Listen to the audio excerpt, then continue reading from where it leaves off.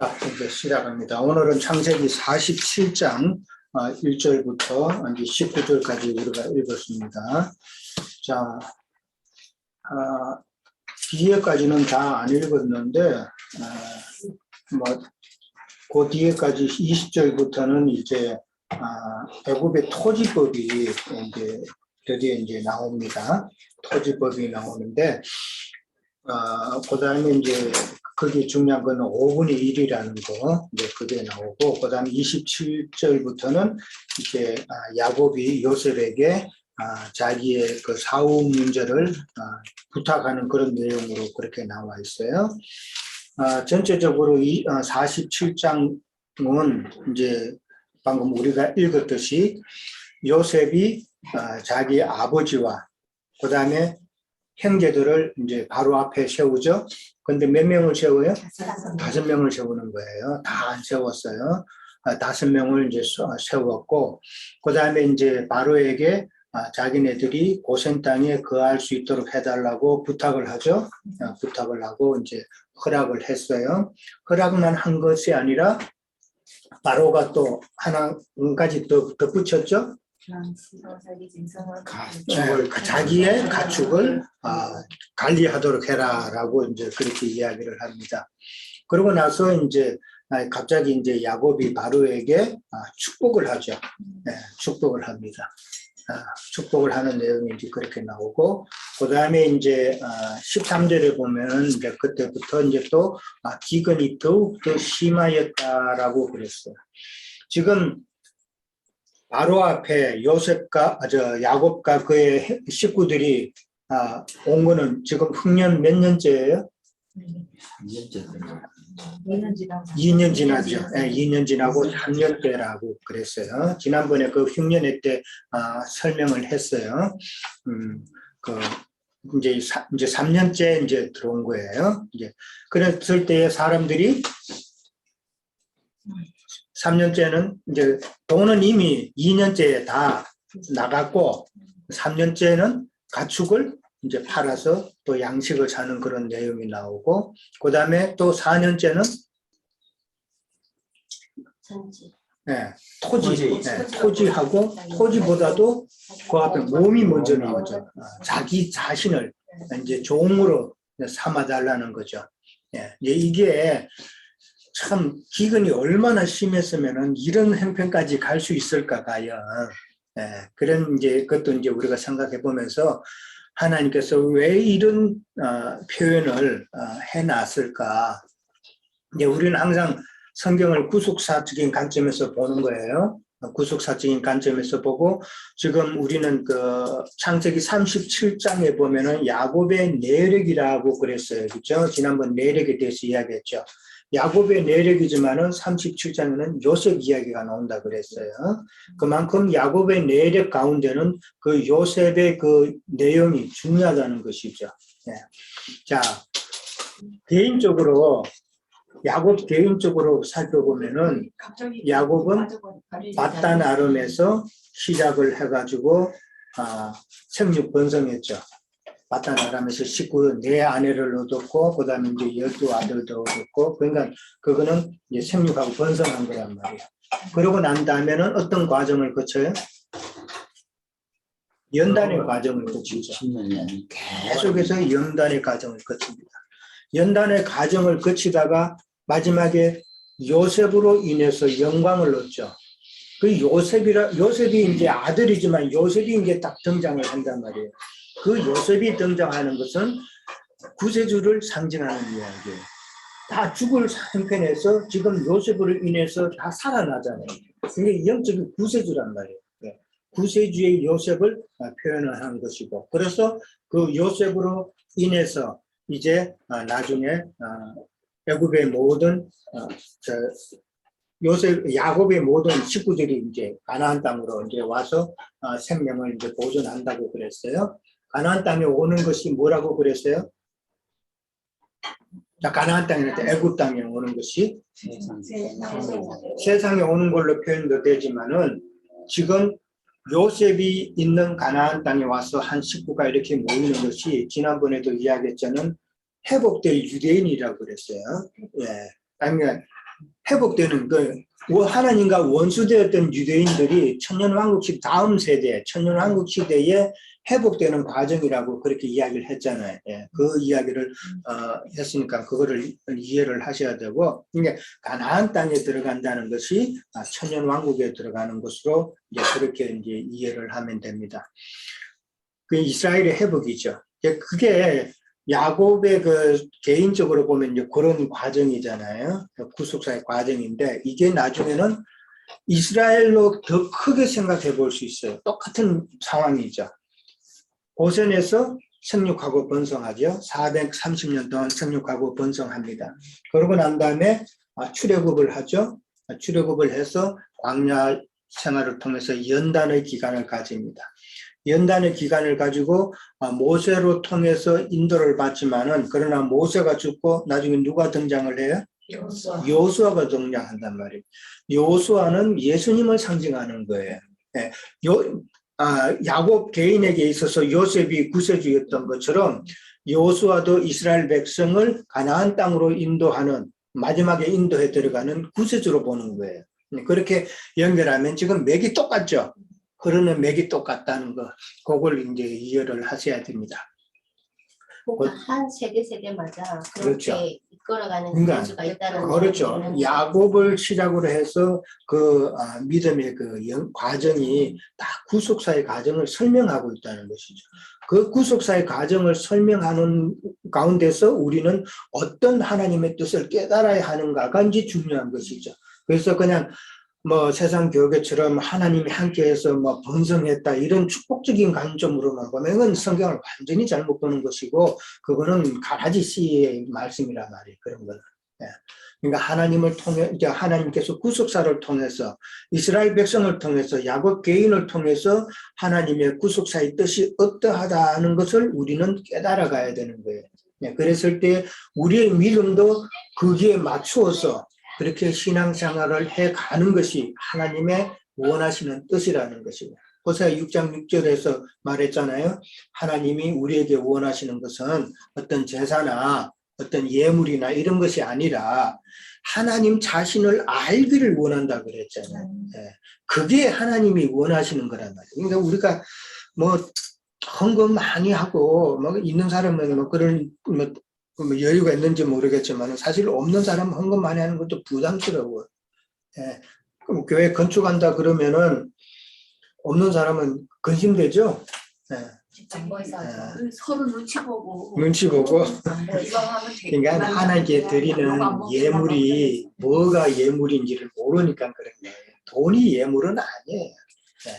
하나님은 영이시니까 물질은 안 받으셔. 물질 필요하죠. 교회, 영적인 교회 모임을 하더라도 교회 내에서는 필요하지만 그거는 어디까지나 기본적으로 필요한 것만 충족시키면 되는 거예요.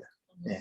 되고 조금 남으면 좀 구제도 하고 하는 그 정도 선에서 끝나야지, 돈을 많이 모아가지고 큰 예배당 건물 주고 이게 교회다 하는 그 말 자체가 벌써 그거는 나는 사탄의 자식이다 이 말이에요. 네. 교회 건물이 교회는 아닌 거예요, 절대로. 네. 뭐가 교회라고요? 구속받은 영혼들의 모임이, 영적인 모임이 교회단 말이에요. 네. 그래서 예수님은 영으로 오셔서 내가 더 크고 온전한 교회를 짓는다 그랬잖아요. 네. 세상 예배당 건물이 절대 아닌 거예요. 그걸 사역으로 삼는 목사님들도 많아요. 자기는 진짜 건물 예배당 짓는 그거를 평생에 목회 사역의 목적으로 삼는 그런 사람도 많고, 그런데 그건 잘못된 거예요. 자, 그 다음에 오늘 이제 본문에 보면은 고센 땅이라는 표현이 이제 먼저 나왔고, 그 다음에 람셋이라고 나왔죠. 네, 오늘 11절에 보면은 애굽의 좋은 땅 람셋을 그들에게 주어 소유로 삼게 했다 그랬어요. 그럼 이 람셋은 또 갑자기 왜 나왔어요? 이게 무슨 말이에요? 태양신이 많이 나왔다는 뜻이고, 네. 이게 고센 땅이니까, 네. 고센을 목표로 해서 하나님께서 유대인들을 양육시키는 거죠. 이 람셋이라는 거는 고센 땅이에요. 고센의 다른 이름이에요.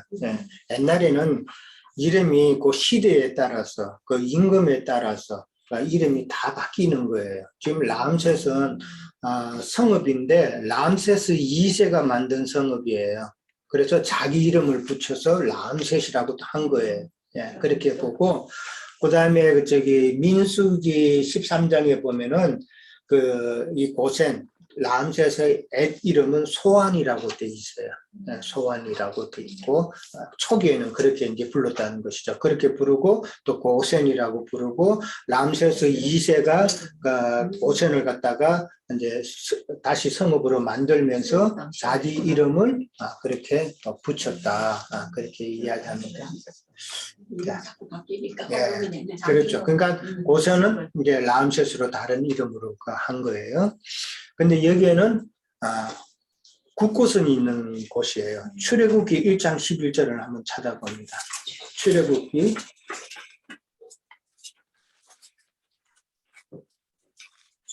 1장 11절.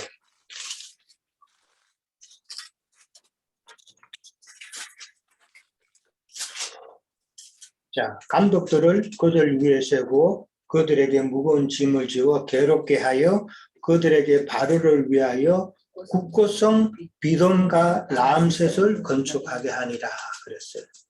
이게 국고성은 뭐냐 하면은 큰 뭐라 그럴까 건물이죠.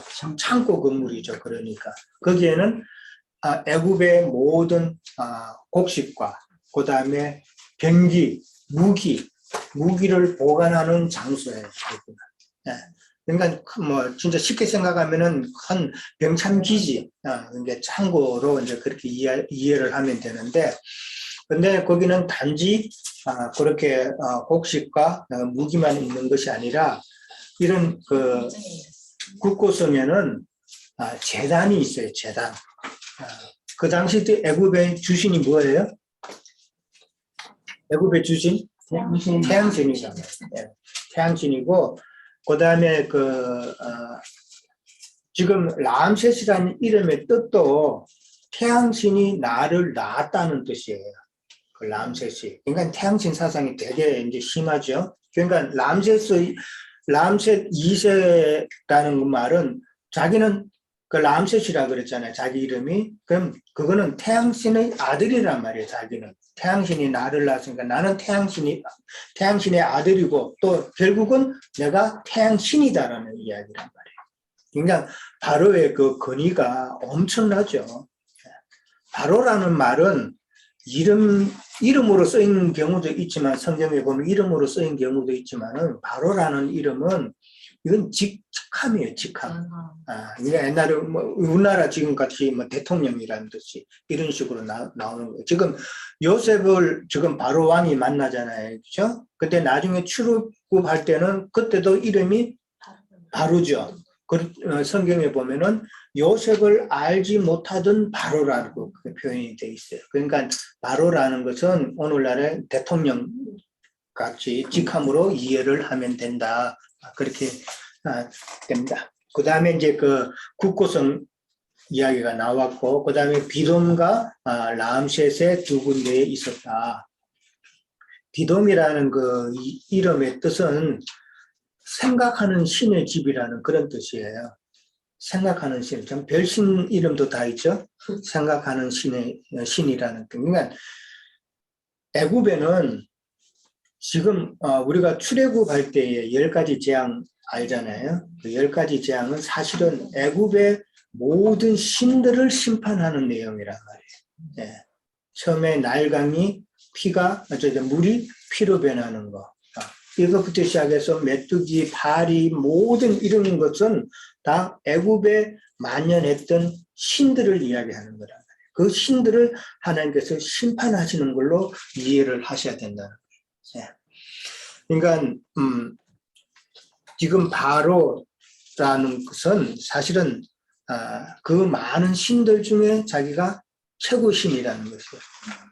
그러니까 나중에 나오지만은 이제 야곱이 바로를 축복한단 말이에요. 축복하는 것이 이게 세상 교육에 있을 때도 그게 어떻게 가능할까? 왕인데, 그리고 그냥 단순한 왕이 아니에요. 요즘 같은 그런 왕이 아니고, 그때는 진짜 바로의 권위가 엄청날 때란 말이에요.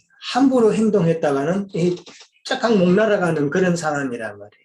그런데도 야곱이 바로에게 축복했다는 것은 과연 무슨 의미인가, 이제 우리는 또 살펴볼 거예요.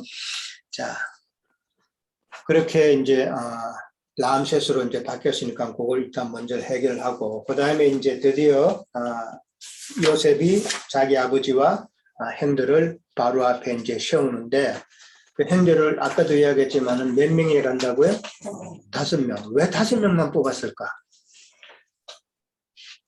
왜 5명만 갔을까? 5라는 숫자가 중요한 거죠. 5라는 숫자는 우리가 늘 많이 배웠죠? 네. 무슨 의미예요? 유대인의 유대인의 수라고 그랬잖아요. 예.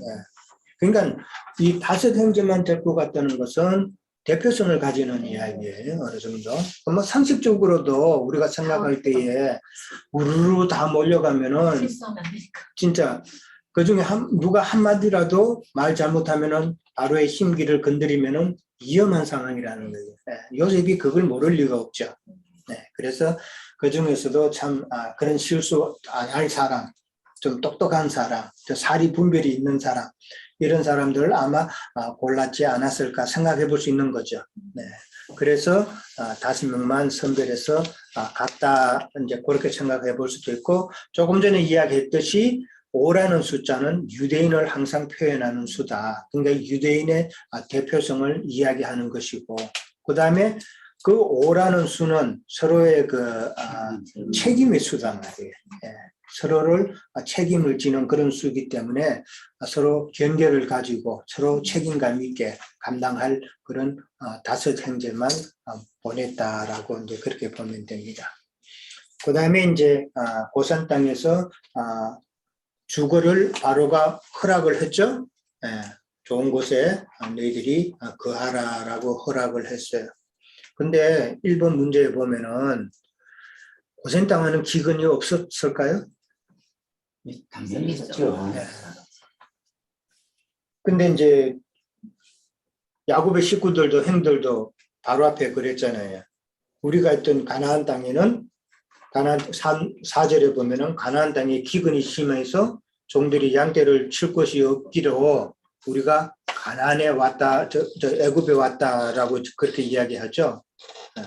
그러면은 애굽에 와서 애굽도 지금 기근이 엄청 심하잖아요, 지금.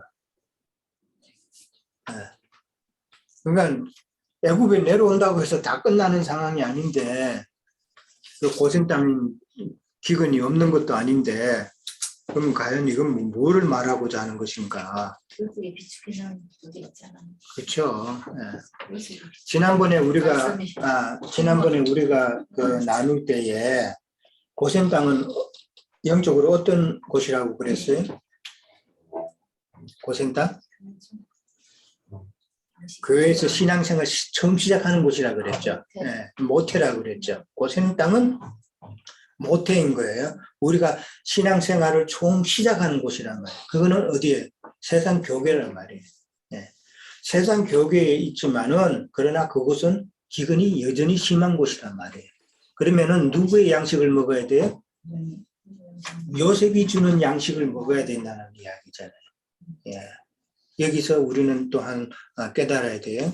요셉이 공급해주는, 그러니까 예수 그리스도께서 그 영의 말씀으로 공급해주는 양식을 먹어야 우리는 가뭄 가운데서도, 흉년 가운데서도 우리는 살아갈 수 있다는 것이죠.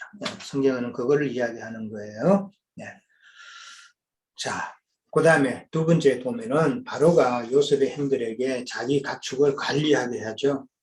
관리하게 한 것은 이건 무슨 의미일까 하는 것이에요. 자, 이 땅에서 살도록 이제 허락을 받으러 간 거죠. 사실은 허락을 받으러 간 건데 이제 왕한테 아무 말도 없이 고센 땅에 가서 살 수는 없잖아요. 왕한테 가서 이제 요셉이 미리 다 준비를 해놨죠. 준비를 해놓고 그렇게 했을 때 이제 바로 왕이 애굽에서 고센에서 살기를 허락을 했고. 그 다음에 또 북한 한 가지 더 했죠. 내 가축을 관리하라고 그랬어요. 그러니까 뭐 허가까지 받았고 노동 허가까지 받은 거예요. 지금 미국으로 말하자면은 이 땅에서 살 수 있는 영주권도 받았고 그다음에 일할 수 있는 노동 허가까지 사실은 받은 거예요. 그런데 이것은 그러면은 뭐를 말을 할까? 바로의 가축을 관리한다는 의미는 바로에서 빼 지금 받은 장가. 지금 바로는 애굽은 세상을 말하기도 하지만은 지금 그 상황 돼서 바로는 지금 하나님을 예표하는 그런 모습으로도 우리는 많이 이제 했어요. 그러면은 바로의 가축이라는 말은 하나님의 가축이잖아요. 하나님의 백성이라는 말이에요.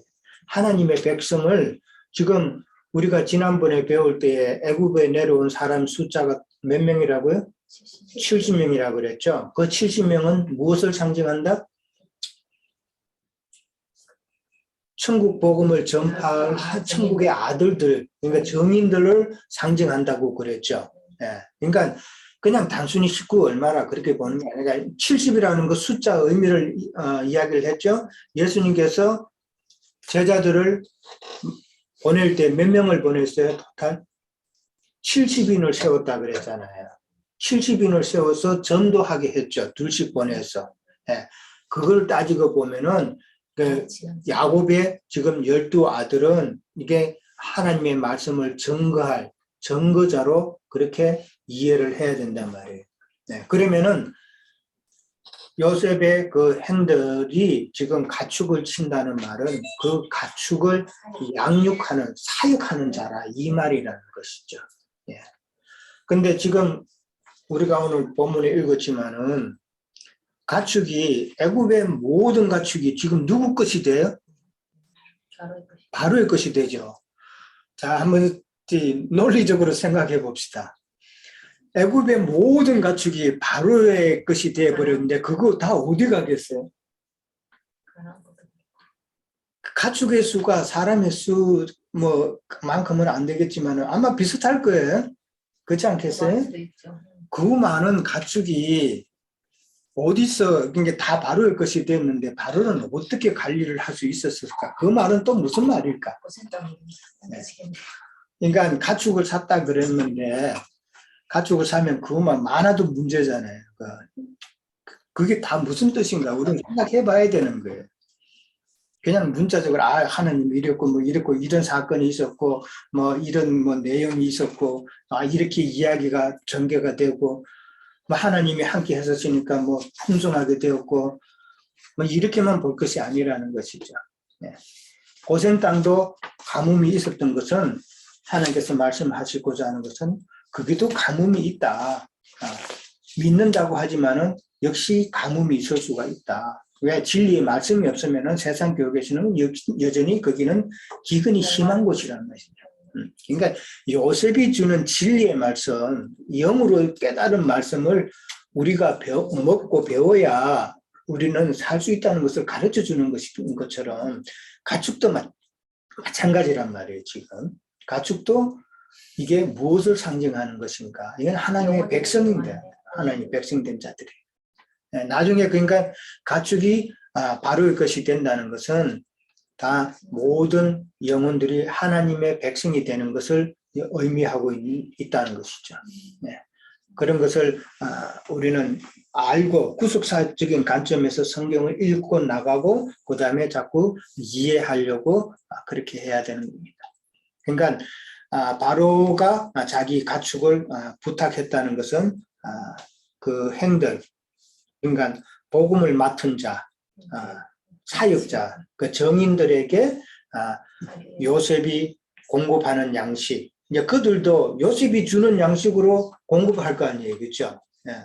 제자들이 예수님이 500일 할 때 제자들이 떡을 나누어 줬지만은 그러나 그 떡은 결국은 예수님께서 나오는 떡이잖아요, 그렇죠? 그러니까 우리도 마찬가지로 우리가 전도를 하고 증거를 하지만은 예수님이 주신 양식으로 우리는 전도를 하는 거예요. 자기 생각을 가지고 전도하는 것은 자기 양 삼으려고 하는 것이고 예수님께서 주시는 그 양식으로 통해서 진리의 말씀을 그러니까 우리는 부지런히 이 진리의 말씀을 배우고 익혀야 되는 거예요. 예. 우리가 미천이 없는데 뭐를 증거해야? 예. 그러니까 부지런히 말씀을 우리는 배워서 그 배운 말씀으로 또한 예수님께서 주신 것이니까 그걸로 말씀을 전해야 된다. 자기 생각, 뭐 세상 이야기, 뭐 비유 들어가지고 종교적인, 철학적인 거, 뭐 교리적인 거 이런 거 다 버리고 말씀만 가지고 그렇게 우리는 배워서 전거해야 된다. 예, 그렇게 이해를 하셔야 됩니다. 근데 참 우리가 세상 교육에 있어 봐서 알지만은 너무 이 말씀과는 동떨어진 신앙생활을 설교하고 그 다음에 또 강요하잖아요. 예. 근데 또 교인들은 그게 또 당연한 것인 줄 알아요. 예. 그건 분별력이 없기 때문에 그런 거예요. 성경에 보면은 이 불법을 행하는 자들이라 다 내게서 물러가라 그랬어요. 불법이라는 게 뭐예요? 성경에서 말하는 불법은 세상 악한 죄, 강도질, 살인죄, 뭐 사기 이런 게 불법이 아니에요. 예.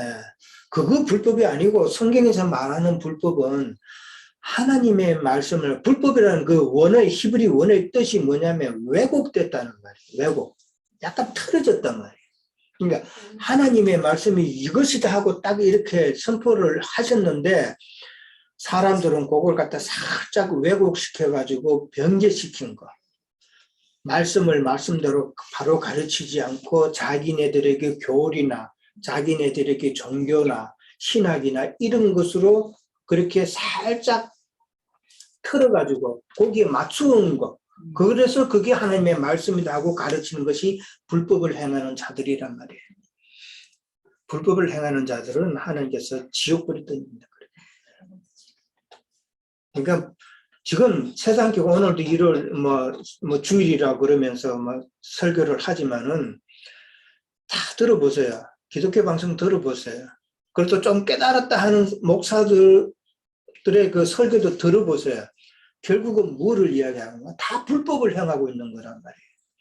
하나님의 말씀을 영으로 깨닫지 못했으니까 자꾸 자기가 아는 그 인간의 그 머리에서 그 한 개밖에 없단 말이에요. 자기가 배운 신학, 그 다음에 종교적인 관념, 그 다음에 자기의 지식.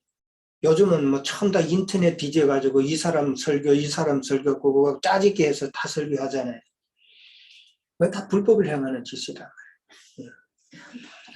그러니까 심각한 거예요. 심각해. 그거를 깨닫는 교인들은 정말 빨리 나와야 돼요. 그래서 계시록에서는 내 백성아 나오라 그러잖아요. 무너질 큰 성 바벨론에서 나오라 그러잖아요. 빨리 나와야서 진리의 말씀을 진짜 사모하고 배워야 되는데 그러기가 쉽지 않죠. 왜 그래요? 세뇌되기도 했지만은 우리는 세상의 종교의 저주에 묶여 있기 때문에 그런 거예요. 유대인들은 율법의 저주에 묶여 있었던 거예요. 율법의 저주에 있어서 묶였기 때문에 율법에 빠져나오면 죽는 줄 알아.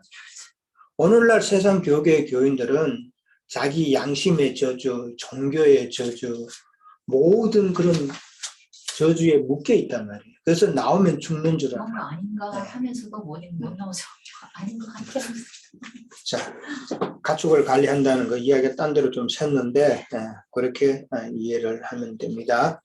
자, 그 다음에 이제 바로를 축복했어요. 바로를 축복한 것은 어떤 의미이며 왜 축복을 했을까? 참 축복하는 것도 참 당당한 모습으로 축복을 하죠. 네. 그냥 살살살 가가지고 아이고 이게 축복해도 되겠습니까? 손 얹어서 축복해도 되겠습니까? 이게 허락을 구하는 것이 아니라 만나자마자 7절에 보면은 요셉이 자기 아버지 야곱을 인도하여 바로 앞에 서게 하니 야곱이 바로에게 축복했다. 그랬어요. 섰을 때에 바로 그냥 축복을 해버리는 거예요. 얼마나 당당해요. 이 당당함이 과연 어디에서 나오는 당당함일까? 내 야근의 길이 참, 길을 이 당당함이 사실은 있어야 되는데 히브리서 7장 7절에 보면은 한번 볼까요? 성경에도 이런 말이 있어요. 히브리서 7장 7절 보면은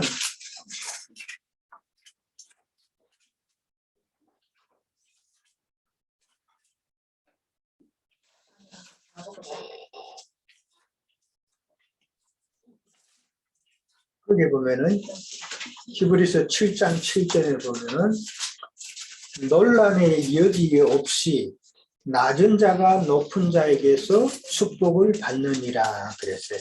그렇죠? 축복은 그러니까 높은 자가 낮은 자한테 하는 것이 축복이라는 거잖아요. 그러면 지금 세상적인 관점에서 봐서 누가 훨씬 높아요? 바로가 훨씬 높단 말이에요. 그런데 야곱은 지금 가나안 땅 진짜 뭐 요즘으로 말하자면은 뭐 시골 촌구석에서 그냥 소나 돼지나 뭐 양치고 뭐 이렇게 하다가 지금 애굽의 큰 도시 큰 성에 왔다 이 말이에요. 지금 시골 촌구석에서 지금 서울로 간 거예요. 그보다도 사실은 더하죠. 더한 상황인데 지금 그렇게 축복을 했다는 말은 이게 엄청난 그 이야기잖아요. 그건 세상 지위로 지금 야곱이 요셉을 바로를 축복한 것이 아니라는 이야기잖아요. 그러면 무슨 근위로? 하나님이 영적 근위란 말이에요. 영적 근위. 제사장의 근. 지금 세상 이치로 봐도 뭐 오늘날 세상 종교 지도자 제일 높은 사람은 교황이잖아요. 교황이 지금 세상 다른 나라 사람들한테 축복해주고 그러죠. 뭐 1월 1일만 되면은 뭐 교황이 나와서 그 앞에서 뭐 축복문 읽어주고 그러잖아요, 그죠? 그런 상황을 생각하면 되는 거예요. 그런 상황이고, 그 다음에 이제 아까도 이야기했지만은 바로는 애굽의 모든 신들의 우두머리란 말이에요. 신들 중에 신인 거예요. 그러니까 영적 그런 면에서 보자면은 지금 이스라엘 야곱은 진짜 가장 높은 지위와 신분을 가진 하나님의 제사장이란 말이에요. 그러니까 그런 관점에서 보면 누가 더 높아요? 야곱이 이스라엘이 훨씬 더 높은 영적 권위를 가지고 있다는 거예요. 그 영적 권위로 바로를 축복했다. 그렇게 이해를 하면 됩니다. 그러니까 축복을 하는데 사실 축복하는 것도 무엇을 축복을 했겠어요? 지난번에 우리가 나눴을 때에 야곱이 마지막 이제 그 완성되어 가는 그 과정을 한번 볼 때에 47장에서도 지금 바로를 축복하는 내용이 나오죠. 그 다음에 48장에서는 또 누구를 축복해요? 요셉의 두 아들 므낫세와 에브라임을 축복하죠. 그 다음에 또 마지막에 가서는 또 누구를 축복을 해요? 자기의 12아들을 축복하는데 믿음의 분량대로 축복을 해요. 다 그냥 축복하는 게 아니에요. 믿음의 분량대로 축복하는 거예요. 근데 그 중에 축복 아닌 축복받은 자가 있죠. 제일 축복 아닌 축복, 그 뭐 축복이라도 말할 수 없는, 어떻게 보면 저주라고도 말할 수 있는 단이 있어요. 단은 보면은 뭐라고 되냐면은 길 옆에 풀숲에 숨어 있는 뱀이 독사라 그랬어요. 독사. 참 무서운 말이에요. 그건 나중에 이제 갈 때 이제 다시 나오겠지만은 그렇게 야곱이 축복할 수 있는 위치까지 올랐다는 것은 야곱이 하나님의 형상이 어느 정도 이루어졌다는 것을 이제 설명하는 것이라고 그랬어요. 그러니까 하나님의 축복을 그렇게 할 수 있는 위치까지 간 자는 어떤 자예요? 하나님의 말씀을 증거할 수 있는 위치까지 가야 되는 거예요. 그게 우리가 혼의 구원을 이루어가는 마지막 그 완성 고리란 말이에요, 그게. 그러니까 참 진리의 말씀을 깨달아서 내가 하나님의 말씀을 증거하는 것이 그 상대방에게는 내가 그들을 축복하는 것이다. 말씀 이거 받는 거 이상 더 축복된 게 어디 있냐고. 세상 사람들은 물질을 가지고 축복을 한다고 그러지만은 물질은 죽으면은 다 갖고 갈 거예요. 갖고 가서 쓰지도 못하잖아요, 그거는. 네. 그렇죠. 부자가 되면서 하면은 저주고. 그러니까 하나님의 말씀을 영으로 깨닫는 거 이거 이상 축복은 없다. 그건 우리는 늘 인식을 하셔야 됩니다. 자, 근데 애굽을 근데 바로를 이제 야곱이 축복을 했어요. 그러면 이제 이 순간부터는 야곱의 식구가 다 애굽에 왔고 바로의 지금 보호 아래 이제 왔잖아요. 그러면은 이 애굽이라는 나라는 이제는 이스라엘 자손들의 보호처란 말이에요. 그렇죠? 이스라엘 자손들의 보호처인데 보호처가 온전해야 되죠. 안전해야 된단 말이에요. 근데 늘 불안하고 그 시국이 어지럽고 그러니까 맨날 뭐 흉년만 돼가지고 먹을 것도 없고 이러면은 보호처가 안 되잖아요. 그러면은 바로에게 축복했던 그 축복이 어떤 것이라는 것 대강 짐작이 되겠죠.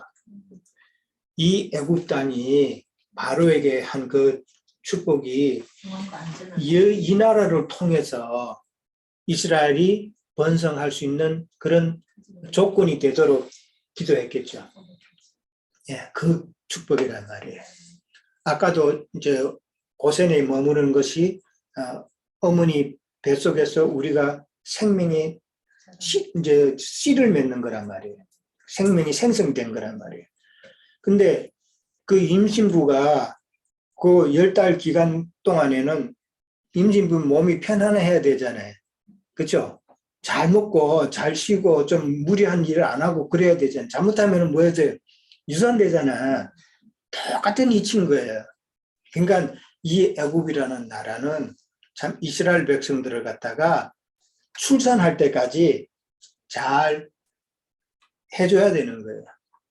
이걸 우리는 기억하셔야 됩니다. 그러니까 바로에게 무슨 축복을 해줬겠냐. 그냥 뭐 우리는 단순히 생각하기 쉬운데 이런 과정도 생각해보면 그런 축복을 했겠구나 하는 것을 이해를 해야 돼. 어젠가 아ren가 뭐 요즘 우크라이나 전쟁 나가지고 참 간데 그 푸틴이 그 정신 나간 애가 포탄을 갖다가 산부인과 병원에다가 터뜨렸대. 그러니까 그 임산부가 배가 불룩한 임산부가 들것이 실려서 나가는 장면이 나왔는데 참 안타깝죠. 그러니까 애굽이라는 나라는 출애굽할 때까지 이스라엘 백성들을 보호해야 되는 그런 보호처가 된다라는 것을 이제 이야기해드린 거예요. 근데 이제 나중에 이 출애굽하고 난 다음에 애굽은 망하죠. 네, 애굽은 망한다. 첫째 이제 하나님의 10가지 심판을 받죠. 재앙이 오잖아요. 그 재앙 이후에 그 다음에 따라가다가 그 마병이 다 홍해를 빠뜨려서 다 죽고 이제 수장되고 그 다음에 얼마 되지 않아서 역사적으로도 애굽이라는 나라는 망해요.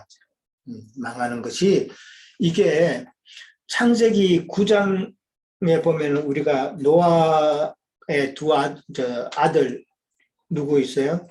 함 있죠. 함만 저주받은 것이 아니라 또 누가 저주받아요? 가나안이 저주를 받죠. 예. 가나안은 배나 저주를 받았죠. 그러면은 그 실행이 저주받았으면 그 실행이 돼야 될 거 아니에요. 그 실행이 과연 어떻게 실행이 되는가 하는 것을 우리는 생각해 봐야 돼요. 함은 아프리카로 내려갔죠. 지금 애굽 땅으로 내려간 거예요. 애굽 족속은 함 족속인 거예요. 그래서 함은 저주를 받았다는 것이 애굽이 그렇게 망하는 것으로 이제 실현이 되는 거예요. 실현이 되고 그 다음에 가나안도 저주를 받았죠. 배나 더 저주를 받았잖아요. 그러면 가나안도 망해야 되잖아요. 그럼 어떻게 망해요? 영적으로 차지하는 거죠. 이스라엘 백성들이. 가나안은 출애굽한 이스라엘 백성들이 가나안 땅에 들어가서 그들을 정복을 하잖아요. 정복함으로써 그들이 끊어지잖아요. 멸망당하잖아요. 그것이 저주가 실현이 되는 것이란 말이에요.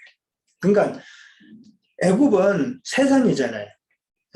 함과 가나안이 저주받는다는 말은 함이 속해 있던 애굽은 세상을 의미하기 때문에 세상이 저주를 받는 것, 세상이 멸망한 것을 이야기하는 것이고, 그 다음에 가나안이 저주받는 것은 가나안 땅을 이야기하잖아요. 거기는 종교 체제를 이야기하는 것입니다. 종교 체제. 세상 교계를 이야기하는 것이다. 세상과 종교 체제는 다 멸망당할 것을 하나님께서는 이미 창세기 9장에서 이야기를 하고 계시다는 것입니다. 그거를 이해를 하셔야 됩니다. 언제까지나 이 세상과 이 종교 체제가 이어지는 건 아니라는, 끝날 날이 있다는 것을 이야기하는 거예요. 그러니까 가나안 땅, 오늘 아침에 수장장님하고도 그런 이야기를 나누었는데 참 우리 지체들이 혼돈할 수도 있겠다 그래요. 그 뭐가 혼돈되냐니까 가나안 땅은 젖과 꿀이 흐르는 땅이라고도 그랬다가 가나안 땅은 또 일곱 족속이 거하는 정복해야 될 땅이라고 그랬다가 저주받은 땅이라 가나안의 여자는 절대 데려오면 안 된다 그랬다가 좀 헷갈리죠. 네. 가나안 땅 들어가면 꼭 천국 받는 것은 그게 뭐, 그게 과연 무슨 의미일까? 가나안이 젖과 꿀이 흐르는 땅이라는 거하고, 그 다음에 가나안 땅은 저주받은 땅이라고 하는 그 표현하고, 그럼 이건 정의를 딱 해야 돼요. 가나안 땅이 저주받았다는 말은 우리의 옛사람을 말하는 거예요. 옛사람. 우리의 옛사람은 저주받은 땅이고, 그것은 정복되어야 될 땅이란 말이에요. 그러다가 정복되어진 우리의 옛사람이 새 사람으로 된 것이 바로 가나안 땅이란 말이에요. 그게 하나님의 나라고, 그것이 성경에서 말하는 새 하늘과 새 땅으로 표현이 되어 있단 말이에요. 거기에는 젖과 꿀이 흐르는 땅이란 말이에요. 그러니까 결국은 가나안 땅 하나 가지고 저주받은 곳이 되고 복받은 곳이 되는 것은 우리의 마음 하나란 말이에요. 우리의 마음이 생명의 말씀을 듣지 못하면 저주받은 땅이 되는 것이고, 그거는 정복되어야 될 땅이고, 그 다음에 생명의 말씀을 들으면은 우리의 마음밭이 가나안 복된 젖과 꿀이 흐르는 땅이 되는 거예요. 이 이야기에 똑같은 이치로 선악과 나무를 설명할 수가 있는 거예요. 선악과 나무는 선악과 나무가 있고 생명나무가 있잖아요. 창세기 2장에 보면은 동산 중앙에 있는 나무라고 그랬어요. 동산 중앙에 있는 나무가 이게 선악과도 되고 생명나무도 되는 거예요. 우리의 마음이 선악과가 되고 우리의 마음이 생명나무가 되는 것처럼. 동산 중앙에 있는 이 나무라는 것은 이 말씀을 이야기하는 거예요. 말씀을 갖다가 선악과로 이해를 하느냐, 그 다음에 생명나무로 이해를 하느냐에 따라서 우리는 달라진다. 누구는 선악과의 열매를 먹고 선악과의 그 저주로 선악과의 그런 신앙생활을 하고, 그 다음에 누구는 생명양식을 먹어서 생명과실을 맺어서 참 계시록에 보면은 매 달마다 12가지 과실을 맺는다고 그랬는데 그런 과실을 맺을 거냐. 그러니까 결국은 이 말씀을 어떻게 적용하느냐에 따라서 말씀을 갖다가 문자적으로 적용을 하고 종교적으로 도덕적으로 이해를 해서 그런 쪽으로 설교해서 나가다 보면 그거는 선악과 과실을 매일 우리가 먹는 행위고, 이 영적인 말씀으로 깨달아서 하나님의 뜻을 알아가는 것이 우리가 열매 맺는 그런 삶이라는 것이죠. 아주 중요한 원리예요, 이게. 자, 일단 여기까지 합니다.